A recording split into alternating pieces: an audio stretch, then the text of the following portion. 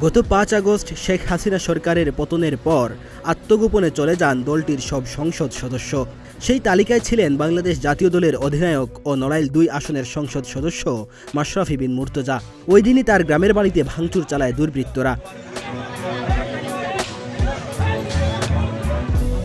মাশরাফির গ্রামের বাড়িতে ভাঙচুর চালিয়ে তার খেলোয়াড়ি জীবনের সব অর্জন নষ্ট করে দিলে হতাশা প্রকাশ করেন মেশ। আবেগী হয়ে লাইভে জানান, বাড়িটি তার খেলোয়াড়ি জীবনের পরিশ্রমের টাকায় করেছিলেন। একই সাথে বলেছিলেন, সংসদ সদস্য হলেও কখনো কোনো দুর্নীতির সাথে জড়াননি তিনি।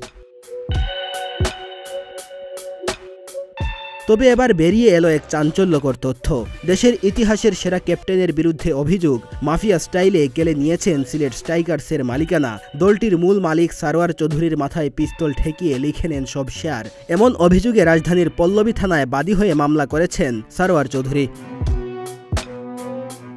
মামলার এজাহারে উল্লেখ করা হয়, মাশরাফির কার্যালয়ে বসে সারোয়ার চৌধুরীর মাথায় রিভলভার ঠেকিয়ে সিলেট স্ট্রাইকার্সের মাদার প্রতিষ্ঠান ফিউচার স্পোর্টস বাংলাদেশ লিমিটেডের মালিকানা কেড়ে নেয় সিলেট স্ট্রাইকার্সের সহমালিক হেলাল বিন ইউসুফ শুভ্র।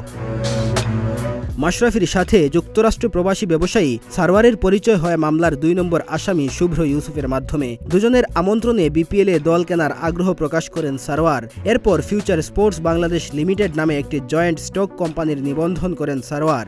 ৬০% শেয়ার নিয়ে যার চেয়ারম্যান ছিলেন তিনি। বাকি ৪০% শেয়ার নিয়ে কোম্পানির ব্যবস্থাপনা পরিচালক হন মামলার ৩ নম্বর আসামি ইমাম হাসান।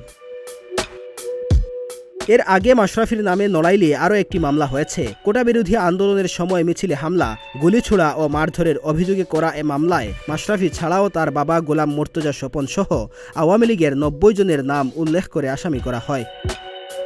ডেস্ক রিপোর্ট, প্রতিদিনের বাংলাদেশ।